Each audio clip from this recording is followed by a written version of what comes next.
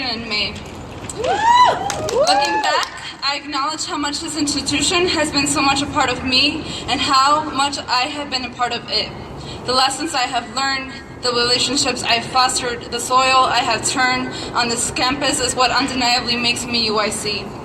Not sure what changed, but my presence on this campus has been subjected to the scrutiny of an administration dictated by policy. It has yet to be dictated by accountability to its students. How am I supposed to walk away from moments in which I as an individual and we as students have been silenced, otherized, and overlooked? Not talking about this means that whenever I say that I lack the right to federal aid, I will question whether it is my efforts that are not enough or just your discomfort in acknowledging that there are students like me. No easy category to place them in.